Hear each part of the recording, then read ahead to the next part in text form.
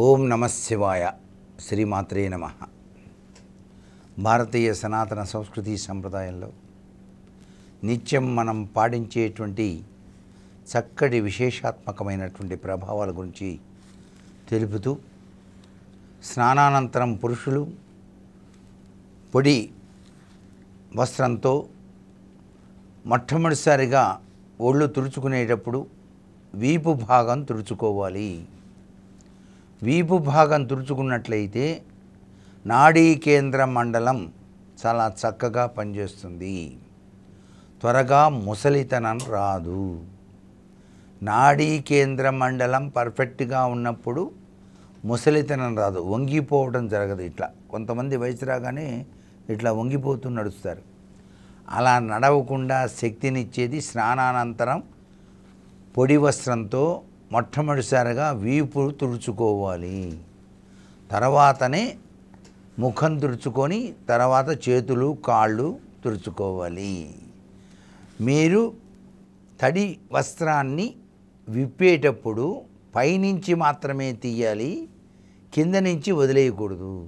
ఎందుచేత అంటే అపర కర్మలు చేసేటప్పుడు మాత్రమే కింద నుంచి తీస్తారు. అంటే చనిపోయిన వాళ్ళకి ఆ యొక్క స్నానం ఆచరించిన తర్వాత చేసేటువంటి ప్రక్రియ కింద నుంచి తీయాలి. మనం తడి బట్టని, పొడి బట్ట మాత్రం కట్టుకున్న తర్వాత తడి బట్ట ఉంటుంది కదా, తువ్వాల కట్టుకుంటారు. తువ్వాల కట్టుకొని స్నానం చేసిన తర్వాత తుడుచుకుంటారు. తుడుచుకున్నప్పుడు ఆ తువ్వాల తడిది పైనుంచి తీయాలి మనం ఇళ్లల్లో స్నానం చేసేప్పుడు. అంతేగాని కింద నుంచి తీసేయకూడదు. ఆమెన బద్ధకంతో వదిలేయకూడదు. అది గుర్తుపెట్టుకోండి బాగా. ఇది చాలా ఇంపార్టెంట్ పాయింట్. ఇది ఎప్పుడండి ఇట్లా వదిలేసేది అంటే అపర కర్మలు చేసేటప్పుడు. సౌభాగ్యతత్వతత్వంలో ఉండేటువంటి ప్రభావం నిత్యం స్నానం చేసిన తర్వాత ఆచరించాల్సింది ఇది. ఇక స్నానం అయిపోయింది, అమ్మాయి ఒళ్ళు తుడుచుకున్నాం, తర్వాత విభూది రాసుకుంటాం, రుద్రాక్షమాల వేసుకుంటాం, సూర్యభగవాను వైపు తిరుగుతాం. జగద్రక్షకుడు కదండి సూర్యభగవానుడు. ఆయన వైపు తిరిగి హాయిగా ఒక రాగి చెంబులో మన్నీళ్లు తీసుకొని దాంట్లో కొద్దిగా పసుపు కుంకుమ వేసి ఎరుపు రంగు పుష్పం వేసి తూర్పు వైపు తిరిగి రెండు చేతులు ఎత్తి ఇట్లా ఓం సవిత్రే నమః, ఓం ఘృణి సూర్యాదిత్యోం అంటూ నీళ్లు వదులుతాం. 3 సార్లు నీళ్లు వదలాలి. ఇలా కనుక చేస్తే సూర్య నమస్కారం చేసిన పుణ్యఫలం వస్తుంది. ఎందుకంటే సూర్యుడు నమస్కార ప్రియుడు,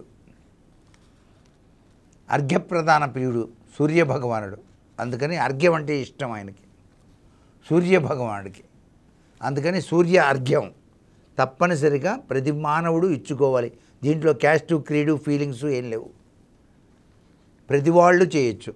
రోజు నిత్యం సూర్యుడిని ఎవరైతే అర్ఘ్యప్రదానం చేస్తారో వారికి సంపూర్ణ ఆరోగ్యం ఇస్తాడు ఆ యొక్క ప్రత్యక్ష సాక్షిభూత దైవం.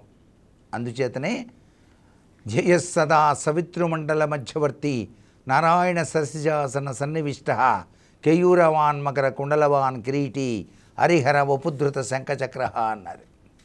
అలా సూర్య నమస్కారం చేసిన తర్వాత చక్కగా మీ యొక్క ఇంటిలోని దైవ మందిరం దగ్గరికి వెళ్తారు. మడిబట్ట కట్టుకొని దైవ మందిరంలోకి వెళ్తున్నాం. వెళ్ళగానే మీరు చేయవలసింది ఏంటంటే చీపిరితో మాత్రం మీ దైవ మందిరం ఉన్నటువంటి గదిని ఊడవకూడదు. కేవలం ఒక పవిత్రవంతమైనటువంటి వస్త్రంతోనే ఆ దైవ మందిరం దగ్గర వస్త్రంతో తుడవాలి, వస్త్రంతోనే చిమ్మాలి అని శాస్త్రం. చీపిరితో చిమ్మారండి రోజు అంటే మీరు వస్త్రంతో తర్వాత దాన్ని ఇట్లా అనుకొని చక్కగా అక్కడ ముగ్గు వేసుకొని దేవతా మందిరం దగ్గర మీ యొక్క దేవతా మందిరంలో అన్నీ చక్కగా అమర్చుంటారు కదా. అమర్చినప్పుడు ఆ యొక్క దేవతా మందిరంలో మాత్రం ఎటువంటి పరిస్థితుల్లో పితృదేవతల యొక్క చిత్రపటాలు ఉండకూడదు. గుర్తుపెట్టుకోండి. చాలామంది అధిక ప్రేమ, బతుకున్నప్పుడు ప్రేమ సంగతి తర్వాత చనిపోయిన తర్వాత మరీ ఓవర్ చేస్తుంటారు. మా నాన్నగారు చాలా గొప్పవాడండి, ఆయన లేకపోతే నేను లేనండి, ఆయన సరిగ్గా చూడలేకపోయాను, ఇప్పుడు తెలుస్తుంది ఆయన ఎంత గొప్పవాడు అని ఆ ఫోటో తీసుకొచ్చి దేవుడి ముందర పక్కన పెడతారు కొంతమంది. దేవుడు సృష్టించిన మానవుడు ఆయుద్ధాయం తీరి వెళ్ళిపోయాడు, మళ్ళీ దేవుడి దగ్గర పక్కన ఎందుకు ఆయన్ని అలా పెట్టకూడదు, తప్పు అనమాట. కావాలంటే దాన్ని తీసుకెళ్ళి దక్షిణ దిశలో గోడకు వేయండి, వాస్తుశాస్త్రరీత్యా అది మంచిది. దక్షిణ గోడకు వేసి రోజు ఓ పువ్వు పెట్టి నమస్కారం చేయి, నాన్న నీ అనుగ్రహాన్ని ప్రసాదించు అను. ఆయన వెంటనే అనుగ్రహాన్ని ఇస్తాడు.